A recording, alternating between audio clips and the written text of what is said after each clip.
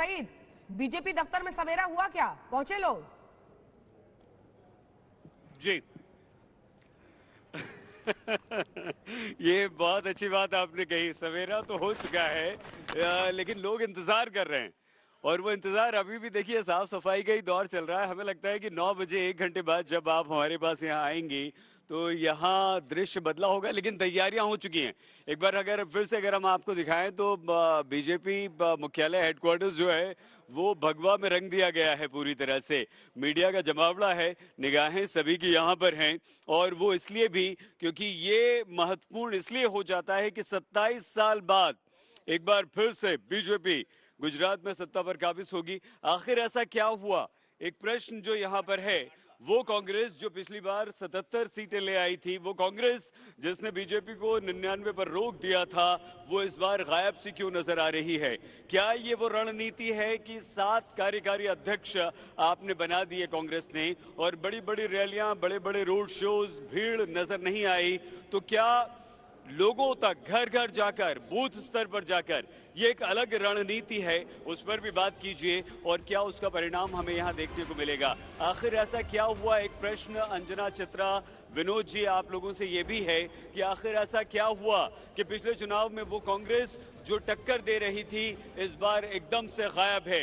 आखिर बीजेपी ने ऐसा क्या गुजरात में कर दिया कि बीजेपी इस बार प्रचंड बहुमत की तरफ रुझानों में नजर आ रही है, एग्जिट पोल में नजर आ रही है और ये कहा जा रहा है कि बीजेपी अभी तक की अपना ही नहीं गुजरात का रिकॉर्ड तोड़ने जा रही है।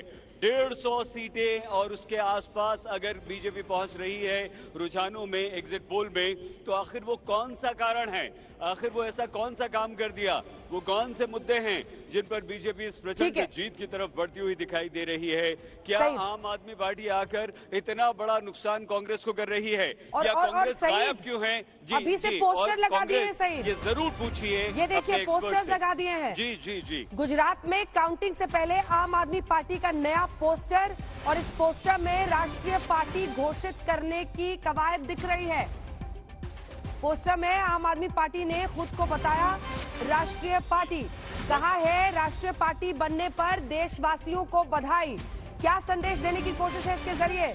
जल्दी से संजय जी एक रिएक्शन आपसे, छोटा सा। मुझे लगता है आम आदमी पार्टी को इस बात का अंदाज है कि चुनाव में प्रदर्शन बहुत अच्छा नहीं होगा, लेकिन कम से कम 10% वोट मिलेंगे जिससे वो राष्ट्रीय पार्टी बन जाएगी। तो कम से कम वर्करों का मनोबल और अपने सपोर्टर्स का मनोबल बढ़ाने के लिए इस तरह के पोस्टर्स लगाए गए हैं सुबह सुबह। कंसोलेशन प्राइज मतलब डेब्यू, बस एंट्री मारनी है इस बार गुजरात में, कुछ इसी तरह का मामला लग रहा है। 10% वोट मिल जाएंगे तो राष्ट्रीय पार्टी बन जाएंगे, लेकिन डेब्यू वाला प्लान है। उन्हें भी पता है कि जो लिख कर दिया है वो शायद सच नहीं हो रहा है और एग्जिट पोल के अनुमान के बाद वो सच्चाई और भी करीब, लाइक कमिंग होम जिसे कहा जाता है।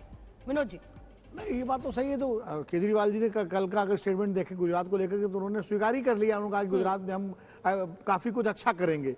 ये जो उनके दावे थे कि हम सरकार बनाएंगे, वो सारी चीजें जो है वो खुद महसूस कर रहे हैं। और ऐसा होता है कि नेताओं को इस बात का अंदाज हो जाता है चुनाव के दौरान ही कि उनकी पार्टी कहां पर रुक रही है।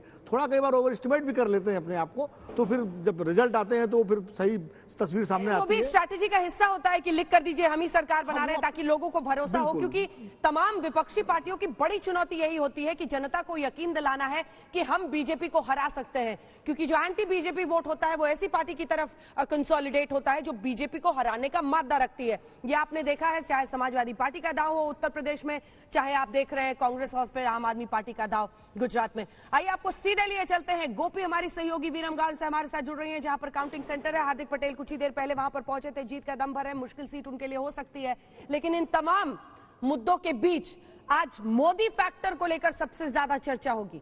24 के पहले गुजरात के नतीजे वो सेमीफाइनल साबित होंगे क्या बीजेपी के लिए? गोपी, बिल्कुल देखिए अंजना की 24 से पहले ये एक सेमीफाइनल कहेंगे, क्योंकि गुजरात गृह राज्य है प्रधानमंत्री नरेंद्र मोदी और गृह मंत्री अमित शाह का। और वैसे में अगर गुजरात के अंदर कुछ आगे पीछे होता है तो उसका खामियाजा जो है वो लोकसभा चुनाव में बीजेपी को भुगतना पड़ सकता है। ये सीधा सीधा जो कैलकुलेशन है ये बीजेपी के नेता यहाँ पे मानते हैं और उसी के तहत ये माना भी यही जा रहा है कि गुजरात में 27 साल से बीजेपी का शासन है। एंटी इनकम्बेंसी जो है वो काफी ज्यादा थी। तो वैसे में एंटी इनकम्बेंसी को किस तरीके से दूर किया जाए, लोगों में जो नाराजगी है उसे किस तरीके से दूर की जाए, क्योंकि देखिए पिछले 6 महीने में गुजरात में इतने आंदोलन मैंने देखे जो मैंने अपने 20 साल के कैरियर में नहीं देखे थे। यहाँ तक कि गांधीनगर में एक ही दिन में 18 आंदोलन चल रहे थे, और वो भी आंदोलन कौन कर रहे थे? युवा कर रहे थे, जो युवा बेरोजगार है, एग्जामिनेशन पेपर लीक होने के चलते। साथ ही जो सरकारी कर्मचारी है वो भी आंदोलन कर रहे थे कॉन्ट्रैक्ट सिस्टम को लेकर। यहाँ तक कि जो पुलिस कर्मचारी है वो ब्रिगेड को मुद्दों को लेकर आंदोलन कर रहे थे। इसके अलावा अगर वन रक्षक जो समिति है वो भी आंदोलन कर रही थी। यानी 18 अलग अलग जो कमिटीज है वो आंदोलन कर रहे थे। यानी हम कह सकते थे कि गांधीनगर के एक ही 4 किलोमीटर के रेडियस में आपको कम से कम वहां पे इतने आंदोलन चल रहे थे। ये गुजरात में ये दौर पिछले 3 महीने पहले हमने देखा है।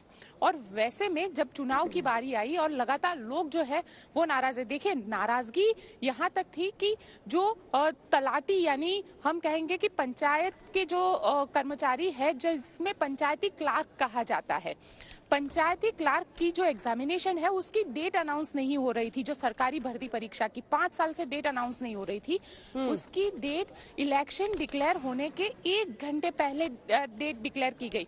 और इफेक्ट कितने लोगों को हुआ? 27 लाख लोगों ने फॉर्म भरा था। बिल्कुल आप गोपी, यही समझ सकते हैं कि अगर 27 लाख लोगों ने फॉर्म भरा था तो 1 करोड़ तक उसका इम्पैक्ट जाता है। और गुजरात में ये सारी चीजों को लेकर बीजेपी अब कोई रिस्क बरतना नहीं चाहती है। बीजेपी लगातार ये कोशिश करे कि गुजरात का गढ़ जो है वो बचा रहे, और ताकि 24 में वो आसानी से देश में जीत हासिल कर पाए। बिल्कुल।